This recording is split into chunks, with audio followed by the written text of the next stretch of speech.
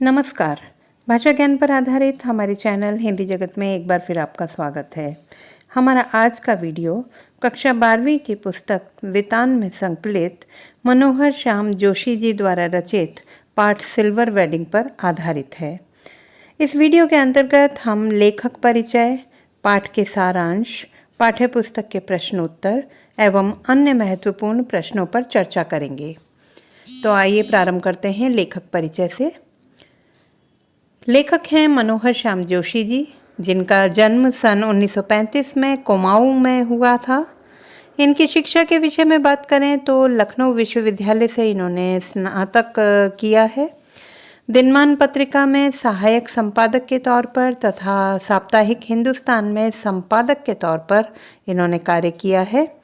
सन 1984 में भारतीय दूरदर्शन के प्रथम धारावाहिक हम लोग के लिए कथा पटकथा लेखन इनके द्वारा किया गया। सन 2005 में साहित्य अकादमी पुरस्कार इन्हें प्रदान किया गया। इनकी मृत्यु सन 2006 में दिल्ली में हुई। इनकी प्रमुख रचनाओं में कुरु कुरु स्वाहा कहानी संग्रह है, नेताजी कहिन व्यंग्य संग्रह है, बातों बातों में साक्षात्कार लेख संग्रह है, लखनऊ मेरा लखनऊ संस्मरण संग्रह है, हम लोग बुनियाद टेलीविज़न धारावाहिक उल्लेखनीय हैं। देखते हैं पाठ का सारांश। मनोहर श्याम जोशी जी द्वारा रचित यह कहानी आधुनिकता की ओर बढ़ते हमारे समाज में घटते नैतिक मूल्यों की ओर ध्यान आकर्षित करती है। जो हुआ होगा और समहाउ इम्प्रॉपर इस कहानी के बीज वाक्य हैं। जो हुआ होगा में परिस्थितियों को ज्यों का त्यों स्वीकार करने का भाव है, तो समहाउ इम्प्रॉपर में एक अनिर्णय की स्थिति भी है। दोनों ही भाव इस कहानी के मुख्य चरित्र यशोधर बाबू के भीतर के द्वंद्व को उजागर करते हैं। इस कहानी में सेक्शन ऑफिसर वाईडी पंत यानी कि यशोधर बाबू के विवाह की 25वीं वर्षगांठ का वर्णन है। ऑफिस में ठीक निश्चित समय तक बैठने के कारण उनके अधीनस्थों को भी देर तक ऑफिस में बैठना पड़ता है। शाम को ऑफिस से निकलते समय अपने गुरु एवं पूर्ववर्ती अधिकारी कृष्णानंद पांडे यानी कि किशनदा की परंपरा का निर्वाह करते हुए वे ऑफिस के अन्य लोगों से थोड़ा बहुत हास परिहास भी करते हैं। यहाँ बातचीत में मालूम होता है कि आज ही के दिन 25 वर्ष पूर्व यशोधर जी की शादी हुई थी। ऑफिस के अधीनस्थ इस अवसर पर उनसे पार्टी की मांग करते हैं। वह सबकी जिद पर उन्हें रुपए तो दे देते हैं, परंतु इसे समहाउ इम्प्रॉपर मानते हैं और सबके आग्रह के बावजूद आयोजन में सम्मिलित नहीं होते। यशोधर जी किशनदा के समान ही सिद्धांतों के धनी हैं।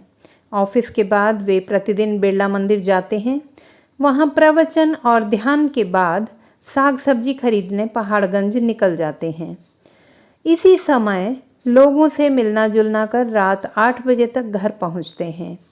किशनदा की स्मृति को बनाए रखने के लिए ही वह D2 टाइप अच्छे क्वार्टर मिलने का ऑफर ठुकराकर इसी पुराने क्षेत्र में रहना चाहते हैं। किशनदा की स्मृति आते ही वह सोचते हैं कि अच्छा होता यदि किशनदा के समान वह भी शादी ना करते और पूरा जीवन समाज के लिए समर्पित कर देते। परंतु तभी उन्हें याद आता है कि किशनदा का बुढ़ापा अच्छा नहीं बीता और अंत समय में उन्हें उपेक्षा का शिकार होना पड़ा। किशनदा ने ही उन्हें जल्दी उठकर सैर पर जाना सिखाया था। सैर पर जाते किशनदा की छवि वह ताउम्र भुला नहीं सके। उनकी पत्नी बच्चे भले ही उनसे नाराज रहे हों, परंतु जब तक किशनदा दिल्ली में रहे तब तक उन्होंने उनके प्रति शिष्य की पूरी निष्ठा से भूमिका निभाई। पिछले कई वर्षों से यशोधर बाबू का अपनी पत्नी व बच्चों से हर छोटी बड़ी बात पर मतभेद रहता है। उनका बड़ा लड़का प्रारंभ से ही रुपये 1500 प्रति माह वेतन पर एक प्रमुख विज्ञापन संस्था में नौकरी पर लग गया। इसमें भी उन्हें कुछ गड़बड़ लगती थी। दूसरे बेटे की IAS की तैयारी उन्हें पसंद नहीं थी। तीसरा बेटा स्कॉलरशिप लेकर अमेरिका चला गया। उनकी एकमात्र बेटी शादी से इनकार करती है, साथ ही डॉक्टरी की उच्चतम शिक्षा के लिए अमेरिका जाने की धमकी देती है। वे अपने बच्चों की तरक्की से खुश तो हैं, लेकिन उनके साथ सामंजस्य नहीं बिठा पाते। बच्चों की कुछ बातें उनको सही भी लगती हैं, जैसे डीडीए फ्लैट के लिए पैसा न भरने को वे मन ही मन अपनी भूल तो मानते हैं, पर साथ ही यह भी सोचते हैं कि उनके रिटायर होने से पहले उनका बेटा सरकारी नौकरी में आ जाएगा और क्वार्टर उनके पास बना रहेगा।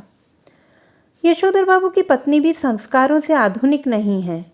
शादी के समय संयुक्त परिवार और उसके पश्चात यशोधर जी ने उसे आचार व्यवहार के बंधनों में इस तरह बांधे रखा, परंतु बच्चों के दबाव में वह अब मॉडर्न बन गई हैं, बच्चों का पक्ष लेती हैं और खुद भी अपनी सहूलियत के हिसाब से यशोधर जी की बातें मानने की बात कहती हैं।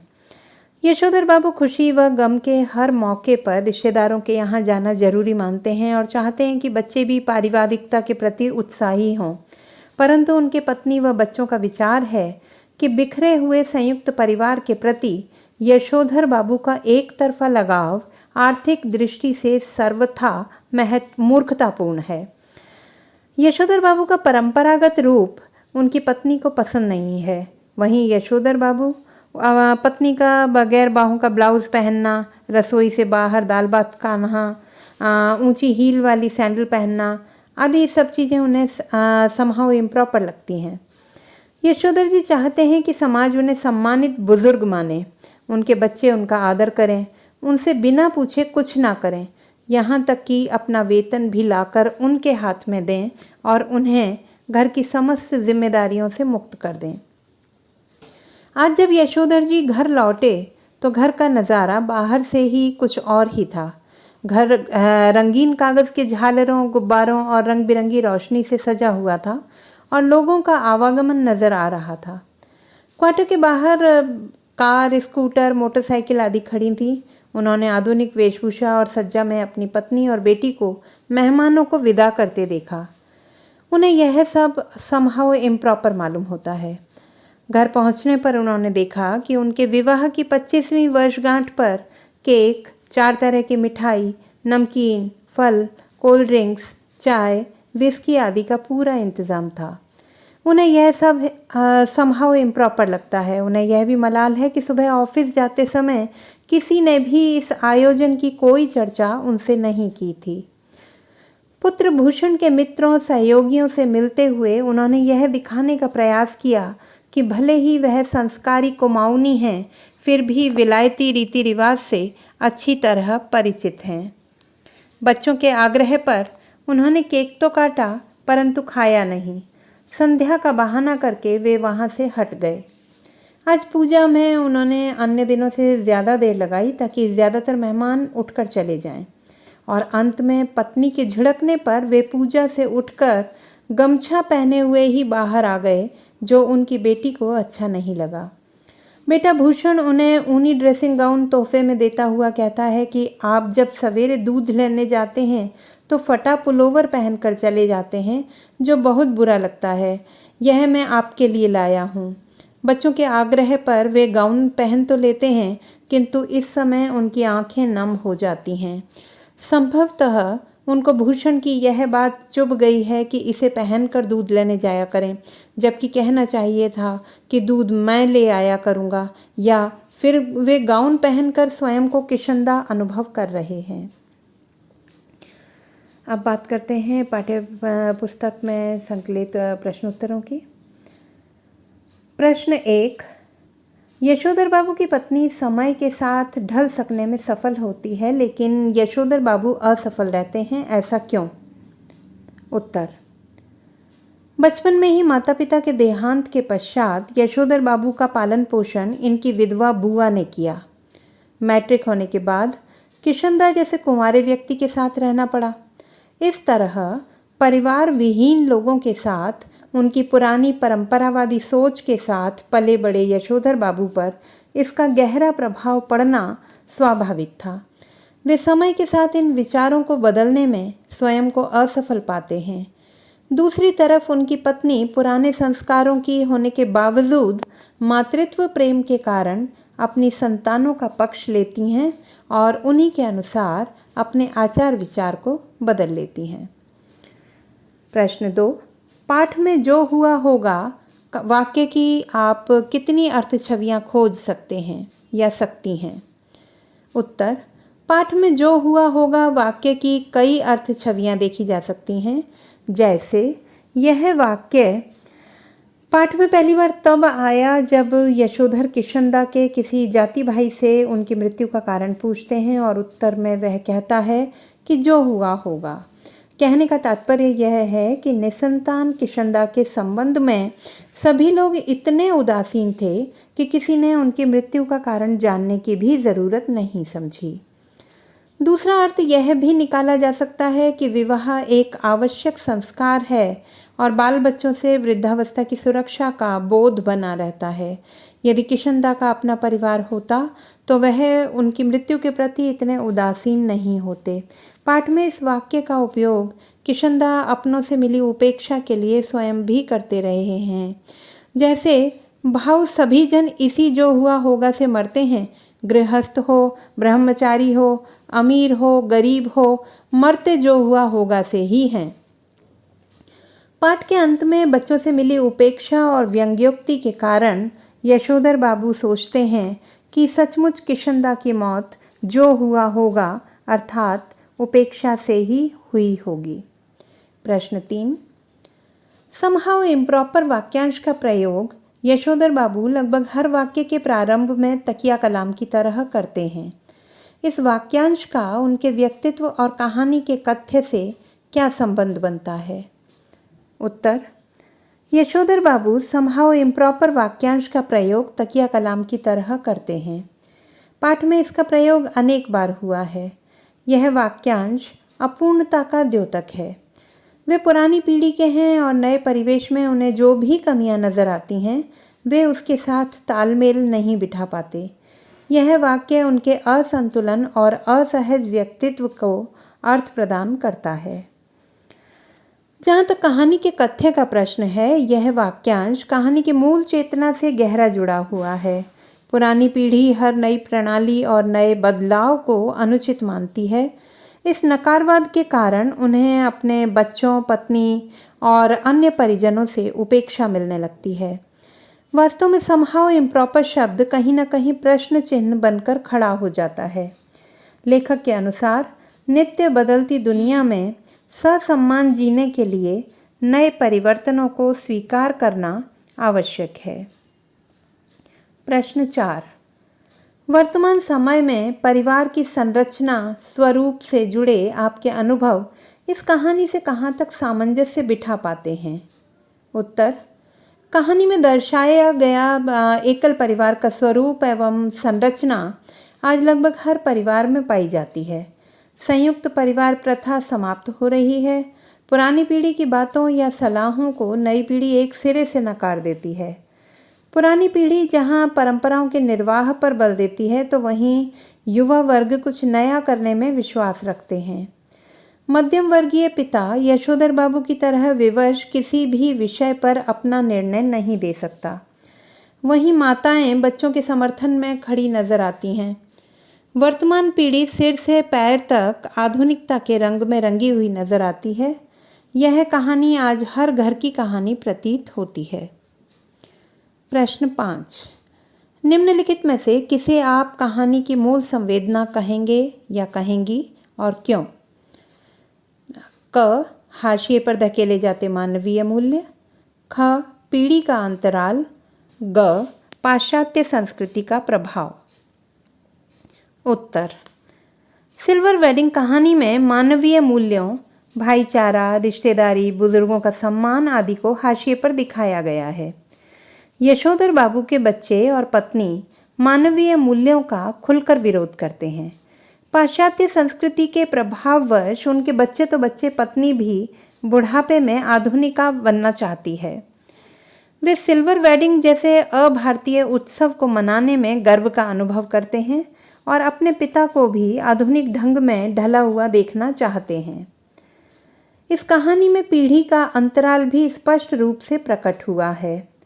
यशोधर बाबू पुरानी पीढ़ी के प्रतिनिधि हैं तो वह भारतीय संस्कृति, पूजा पाठ, रिश्तेदारी, अपनत्व, सादगी, सरलता को अपनाना चाहते हैं, जबकि उनके बच्चे आधुनिक रंग ढंग और प्रगति के दीवाने हैं और पूरी कहानी इसी द्वंद्व पर आधारित है।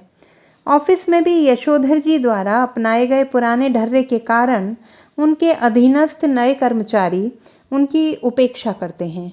घर में बच्चों को भी पिता की मनः स्थिति से ज़्यादा अपने मान अपमान की चिंता होती है। देखा जाए तो तीनों ही स्थितियों में पीढ़ी के अंतराल की समस्या ही इस कहानी का केंद्र बिंदु बन गई है। प्रश्न 6। अपने घर और विद्यालय के आसपास हो रहे उन बदलावों के बारे में लिखें जो सुविधाजनक और आधुनिक होते हुए भी बुजुर्गों को अच्छे नहीं लगते। अच्छा न लगने के क्या कारण होंगे?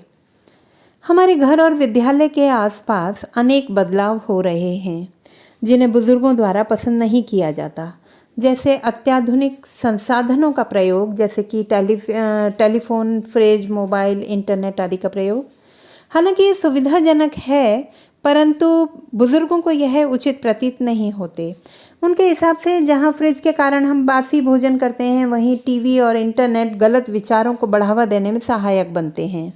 उनके अनुसार मोबाइल से लड़के लड़कियां बिगड़ रहे हैं, वे देर रात तक जागते हैं और अश्लील फिल्में आदि देखते हैं। अनजाने लोगों से मित्रता करके धोखा खाते हैं। युवा पीढ़ी का अमर्यादित वस्त्र पहनना, तेज आवाज़ में संगीत सुनना या लड़के लड़कियों की दोस्ती और पार्क में घूमना आदि बातों को भी बुजुर्गों द्वारा पसंद नहीं किया जाता।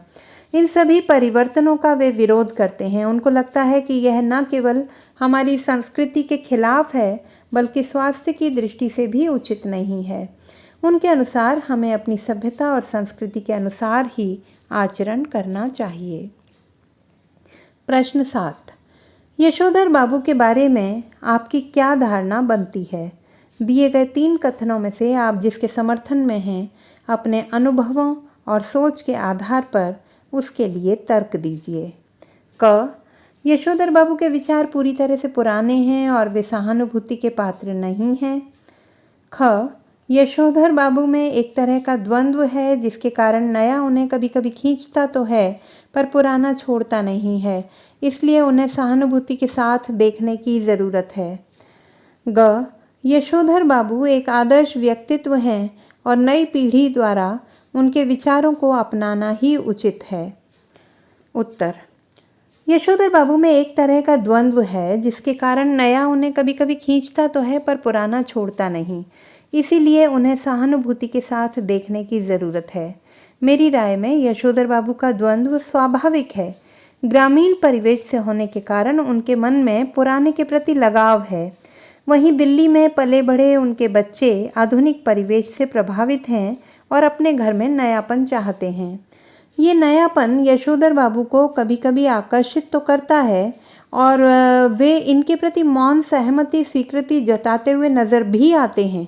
दरअसल द्वंद्व से ग्रस्त यशोधर बाबू के प्रति उपेक्षा नहीं, बल्कि सहानुभूति की आवश्यकता है। सिल्वर वेडिंग के आयोजन में भी उन्हें इस बात का मलाल अधिक था कि परिवारजनों ने सुबह उनसे इस विषय पर कोई चर्चा ही नहीं की थी। यदि परिवार के सदस्य सवेरे उनसे इस आयोजन हेतु आग्रह करते तो संभवतः वह मान भी जाते और समय से घर भी लौटते। पुराने व्यक्तियों के साथ उपेक्षा से नहीं, बल्कि अनुनय विनय के साथ ही व्यवहार करना चाहिए। अब देखते हैं कुछ अन्य महत्वपूर्ण प्रश्न। प्रश्न 1। सिल्वर वेडिंग की मूल संवेदना स्पष्ट कीजिए, अथवा सिल्वर वेडिंग कहानी के माध्यम से लेखक ने क्या संदेश देने का प्रयास किया है? उत्तर। सिल्वर वेडिंग कहानी आधुनिक जीवन का दर्पण है जिसमें नई और पुरानी पीढ़ी के अंतराल को देखा जा सकता है।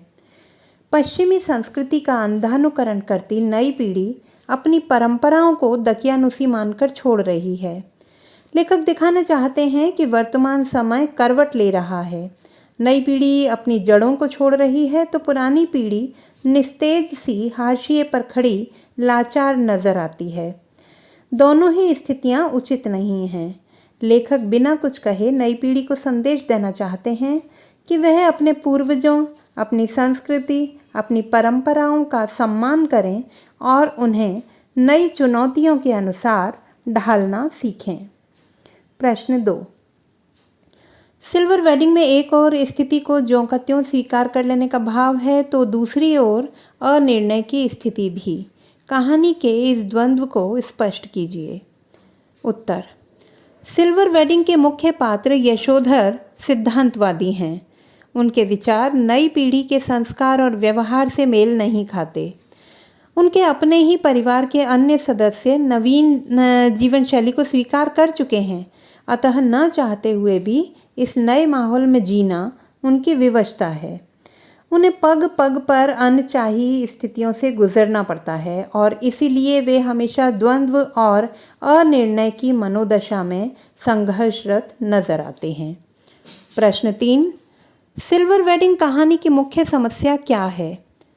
सिल्वर वेडिंग कहानी की मुख्य समस्या है बदलते हुए समाज में पुरानी और नई पीढ़ी के परस्पर सामंजस्य न बैठा पाने की समस्या। आज का समाज बड़ी तेजी से आधुनिकता में ढल रहा है। पाश्चात्य संस्कृति का अनुकरण करती हमारी युवा पीढ़ी तेजी से अपने पारंपरिक मूल्यों को नकारती चली जा रही है। वहीं बुजुर्ग पीढ़ी अपने संस्कृति की जड़ों को हिलता देखकर अत्यधिक विचलित है। तो बच्चों, ये था हमारा पाठ सिल्वर वेडिंग और आशा करती हूँ कि यह आपके लिए अत्यंत उपयोगी सिद्ध होगा। भाषा संबंधी किसी भी समस्या के समाधान हेतु जुड़े रहें। सुनीता भटनागर हिंदी जगत के साथ। आपका दिन शुभ हो।